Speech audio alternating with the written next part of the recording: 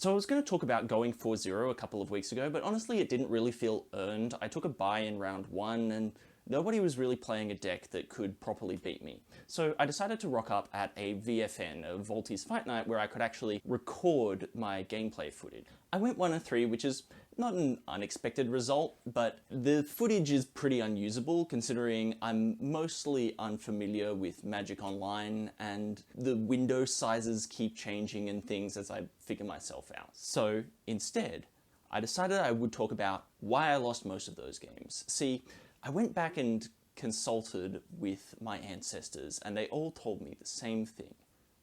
You mull like a vegan. Mulligans are hard. They're one of the most difficult parts of the game to actually learn how to use well, and they're one of the most important aspects of the game.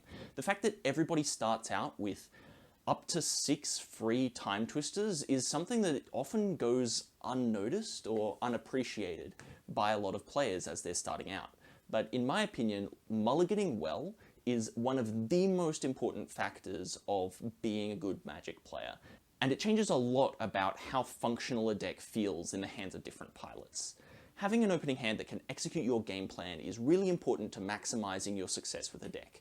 Now let's say up front, dietary decisions are a choice, and it's really honourable and I think should be an expectation that we all want to minimise the amount of suffering that we cause in this world that's already full of it. But it's not called Highlander because there can be only one workers' collective, everyone appreciating and understanding the needs of their neighbour.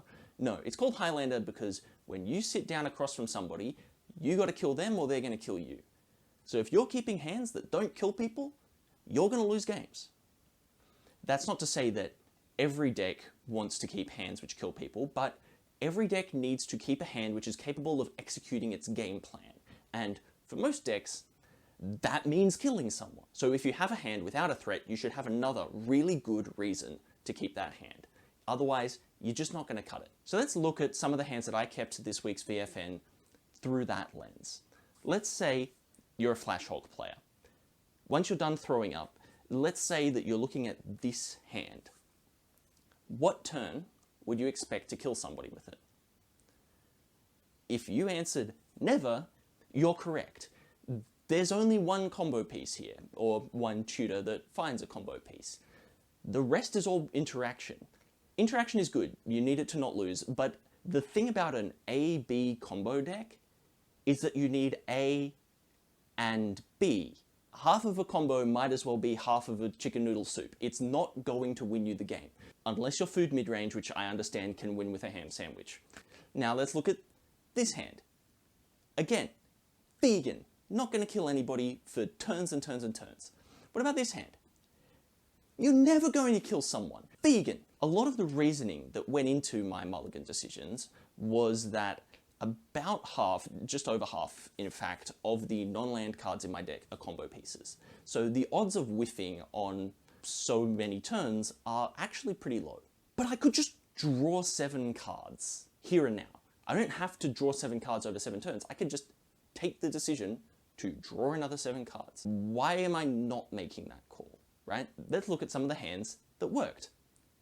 This hand has 2 combo pieces in it, and protection. This hand has 2 combo pieces, and protection. This is what you need to win the game with this kind of deck. You can't play a fast combo deck unless you keep hands with fast and combo.